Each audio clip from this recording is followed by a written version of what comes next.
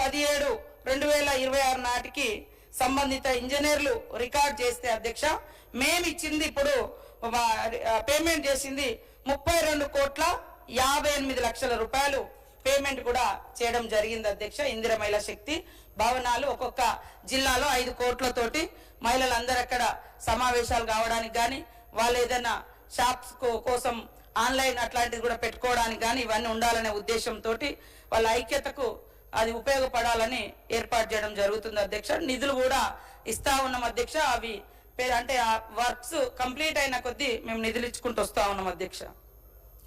అదే కాకుండా ప్రతి గ్రామంలో కూడా అధ్యక్ష మహిళా భవనాలు లేక ఇబ్బంది పడతా ఉన్నారు. ఎక్కడెక్కడో వాళ్ళు మరి మీటింగ్స్ పెట్టుకుంటా ఉన్నారని మన ఇప్పుడు దాదాపుగా 1369 గ్రామాల్లో ఇప్పటికే భవనాలు మహిళా భవనాల నిర్మాణం కోసం స్థలాల సేకరణ జరిగింది.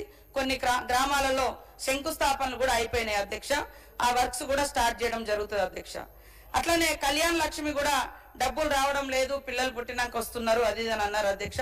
అది 1-2 ఎక్కడైనా మరి పాత ఏమన్నా పెండింగ్ ఉందా లేకుంటే ఎందుకంటే సిగ్నేచర్ అధికారము ఎమ్మెల్యేల దగ్గర ఉంది, మరి అక్కడ ఏమైనా డిలే అయిందా లేకుంటే ఇంకెక్కడ అయిందో అది కొద్దిగా మాకు పేరు ఇస్తే ఆ ఊర్లో తప్పకుండా నేను వెరిఫై చేస్తా అని చెప్పిన అధ్యక్ష.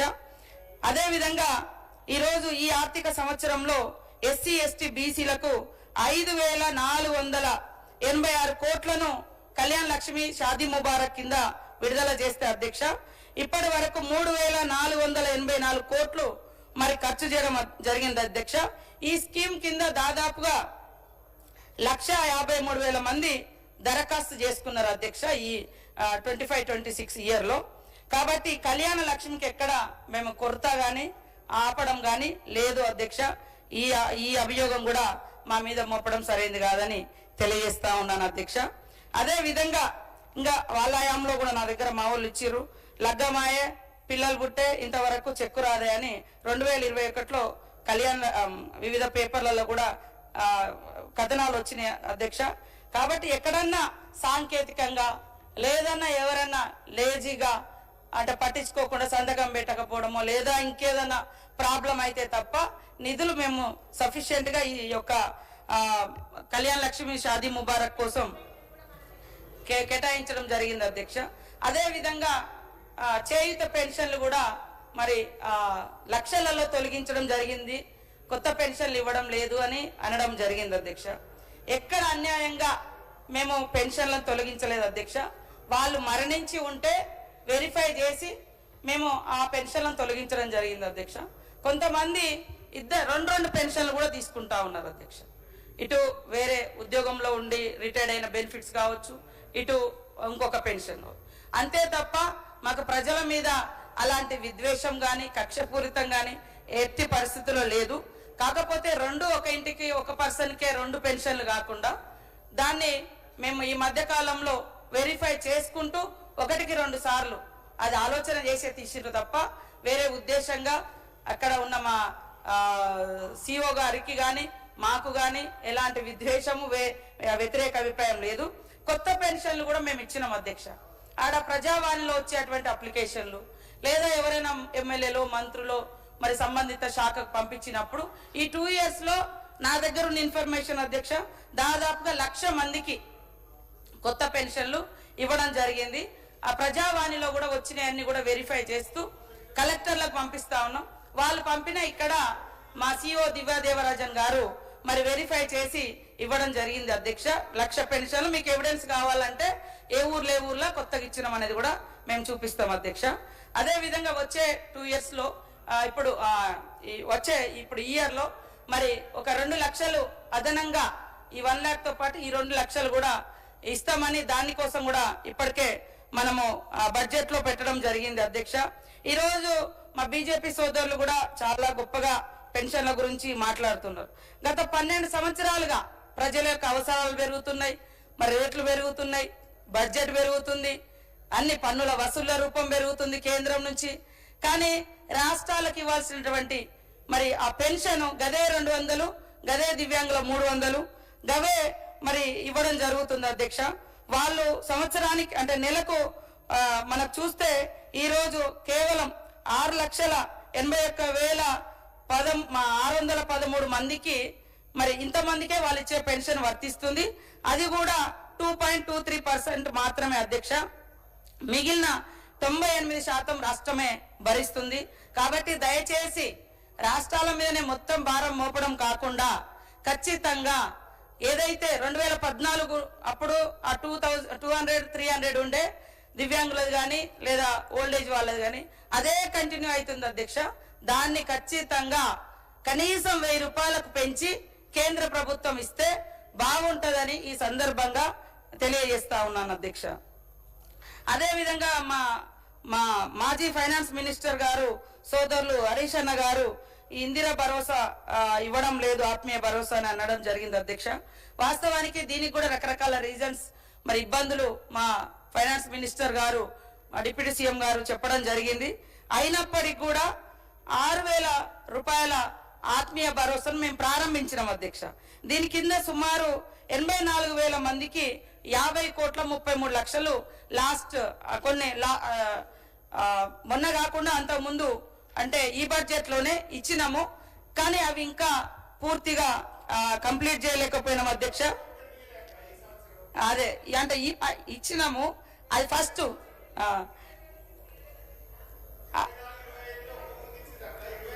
ఒక్క ఊరు కాదన్న, ఈ డబ్బులు మీకు లెక్క కావాలంటే నేను ఇస్తా. నా దగ్గర 50,33 లక్షలు ఆత్మీయ భరోసా ఖర్చు పెట్టినట్టుగా లెక్క ఉంది. కాబట్టి 80,000 మందికి వచ్చింది. అట్లనే అధ్యక్ష, దురదృష్టకరం ఏంటంటే ఈరోజు ఎంతో మందికి ఉపాధినిచ్చి గ్రామీణ ఆర్థిక వ్యవస్థను బలోపేతం చేసే, గ్రామ అభివృద్ధిని మంచిగా డెవలప్ చేసే ఈ యొక్క ఉపాధి హామీ చట్టం, మీ పైనే ఉన్నటువంటి మహానీయుడు మహాత్మా గాంధీ పేరు మీద నడుస్తున్న చట్టం ఇవాళ దానికి తూట్లు పొడిచి రాష్ట్రాల మీద భారం మోపి ఏమంటారు, తొంటూరులో తొండి చేస్తున్నారు అంటారు. 125 రోజులు పెంచడమని బీజేపీ నాయకులు చెప్తున్నారు. కానీ 125 రోజులలో వాళ్ళ భారము 70కే అయింది అధ్యక్ష. 100 రోజులు గతంలో కేంద్ర ప్రభుత్వం భరిస్తే ఇప్పుడు కేవలం 70 రోజులకే వాళ్ళు పని కల్పిస్తున్నారు. ఇప్పటి వరకు కూడా మనం చూస్తే ప్రతి పని ఇవాళ గత ప్రభుత్వంలో కూడా అయిన పనులు కానీ ఇప్పుడు మేము చేపట్టినాయి కానీ చాలా వరకు మరి మనకు ఎన్ఆర్జీఎస్ నిధుల నుంచే చేసుకోవడం జరిగింది అధ్యక్ష. ఇంకా చేసుకోవాలి. కానీ ఇప్పుడు తీసుకొచ్చినటువంటి ఈ నిబంధన, ఈ రూల్స్ ఏవైతే ఉన్నాయో మరి 60-40 అనేది ఆ రేషియో మూలంగా దాదాపుగా 1,500 కోట్ల రూపాయలు రాష్ట్రం మీద భారం పడుతుంది అధ్యక్ష. ఇప్పటికైనా మా బీజేపీ అష్టదిగ్బంధ పాలకులు ఇక్కడ అక్కడ కేంద్రంలో ఇక్కడ అసెంబ్లీలో ఉన్నారు. దిగ్గజాలు అయితే ఖచ్చితంగా ఆ బిల్లును మార్పిచ్చి ఆ మహానీయుడి పేరు ఉంచి 90% అయిన కనీసం మరి మీరు భరించే రకంగా మాకు ఈ యొక్క మిషన్ మన ఉపాధి హామీలో మార్పులకు శ్రీకారం చుట్టాలని ఈ సందర్భంగా కోరుతా ఉన్నాను అధ్యక్ష. ఈరోజు సునీతా లక్ష్మారెడ్డి గారు మరి మంచినీళ్ళ గురించి, మిషన్ భగీరథ గురించి, మా స్పెషల్ డ్రైవ్ అవన్నీ గురించి మాట్లాడడం జరిగింది అధ్యక్ష. నీళ్ళు వస్తలేవని మేము ఆపరేషన్స్ అండ్ మెయింటెనెన్స్ కు నిధులు ఇస్తున్నాం అధ్యక్ష.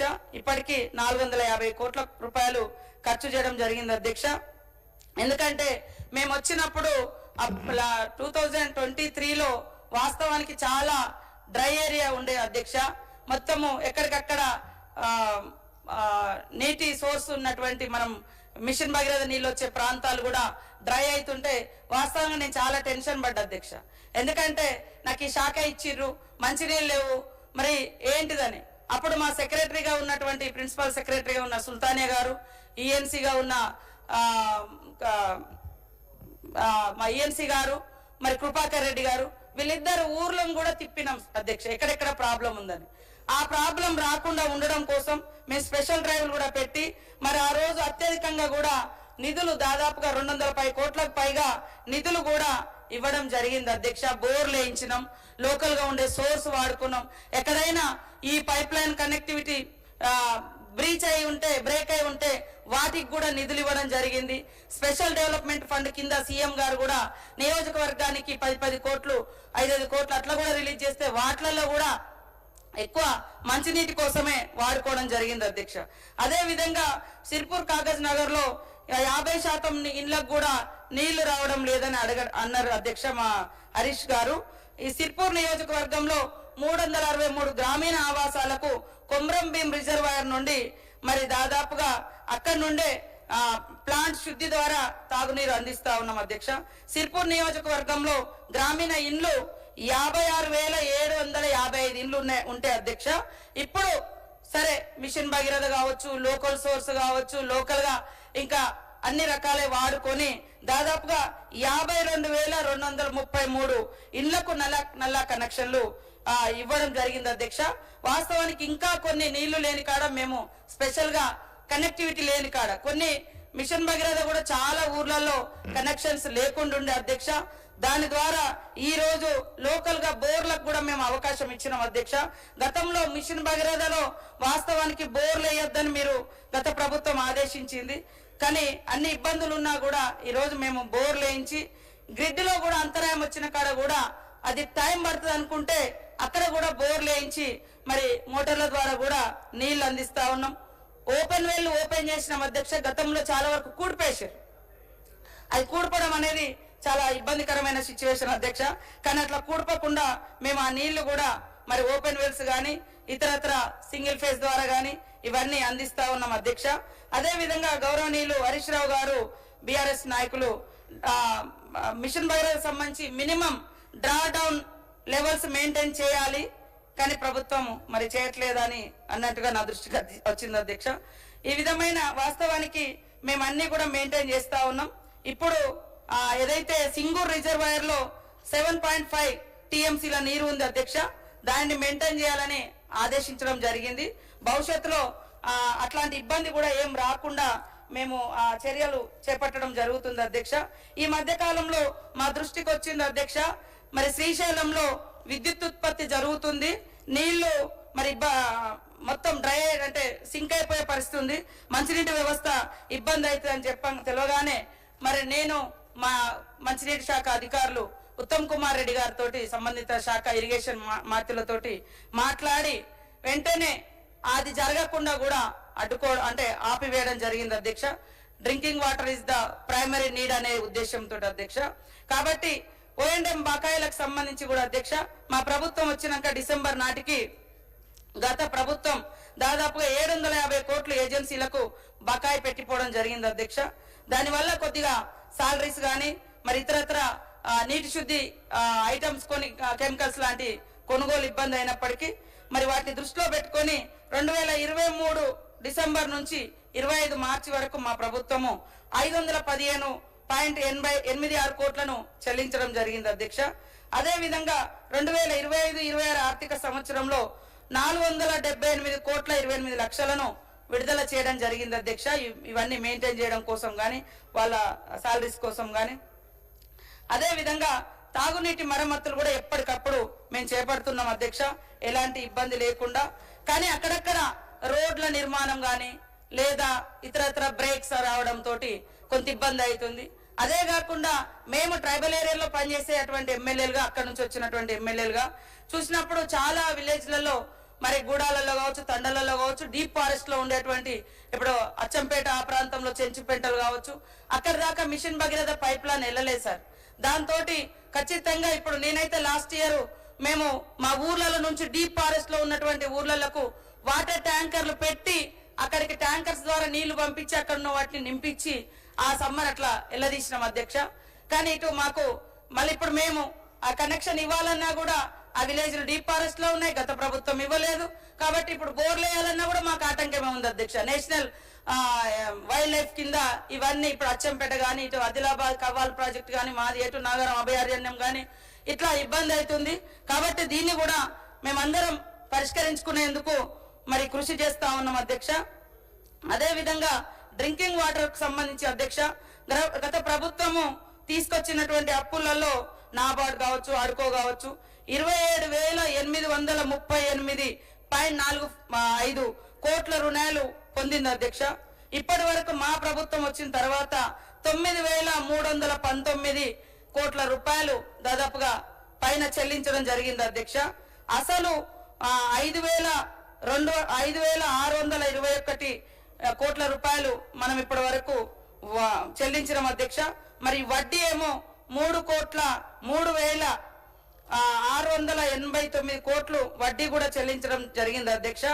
ఇంకా అప్పులు చెల్లించాల్సిన మిషన్ భగీరథై 14,578 కోట్ల రూపాయలకు పైగా అప్పున్నది అధ్యక్ష.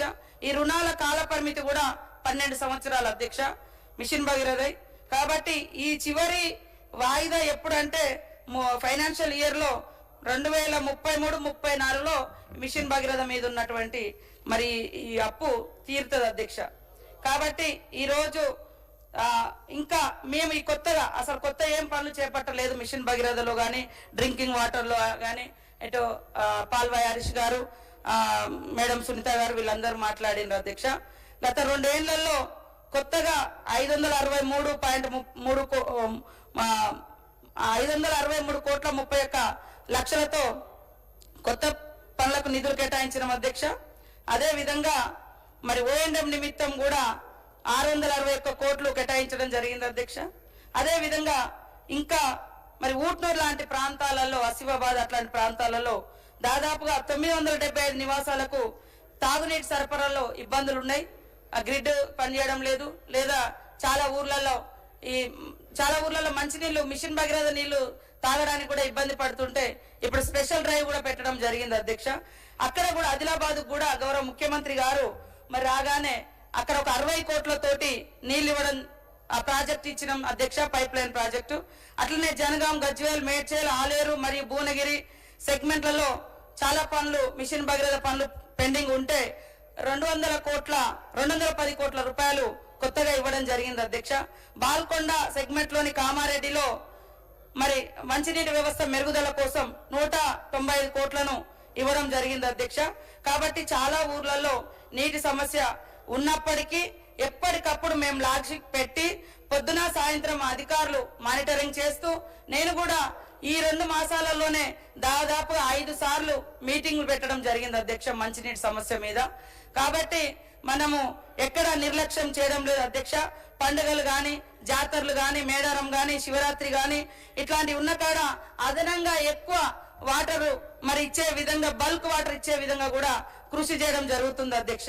అదే విధంగా జల్ మిషన్ కింద, జల్ జీవన్ మిషన్ కింద అధ్యక్ష మరి కేంద్ర ప్రభుత్వం 2019లో మన పాత ప్రభుత్వము 100% నీళ్లు ఇచ్చినామని చెప్పడంతో ఈరోజు కేంద్ర ప్రభుత్వం నుంచి రూపాయి కూడా వస్తలేదు అధ్యక్ష. ఎందుకంటే విలేజెస్ అనేది అటు ఇటు షిఫ్ట్ అవుతా ఉంటాయి అధ్యక్ష.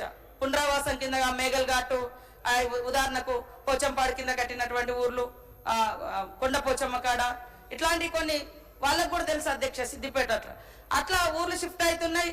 తర్వాత ఎక్కడెక్కడ తమకు నచ్చిన కాడ పోయి కట్టుకుంటున్నారు, లేకుంటే కొత్త ఊర్లు వస్తున్నాయి. అలాంటి వాటికి మనము కనెక్షన్స్ ఇవ్వాలంటే మేము ముందుగా ఫస్ట్ సర్వే చేద్దామని సర్వే చేసినాం అధ్యక్ష. సునీతమ్మ గారు ఏమన్నారంటే ఆ కేసీఆర్ గారికి చెడ్డ పేరు రావాలని, ఏదో మిషన్ భగీరథ మీకెందుకు చెడ్డ పేరు రావాలంటే ఇప్పుడు రన్ చేసేది మేము కదా, మాకు కూడా మంచి పేరు రావాలనే ఉంటది. పబ్లిక్ అది ప్రైమరీ నీడ్, ఎయిర్ తర్వాత వాటరే సార్ నీడ్. కాబట్టి మరి వాటిని కూడా మేము సర్వే చేయించడం జరిగింది అధ్యక్ష. సర్వే చేయిస్తే గౌరవ ముఖ్యమంత్రి గారు కూడా ఒకసారి చెప్పారు అసలు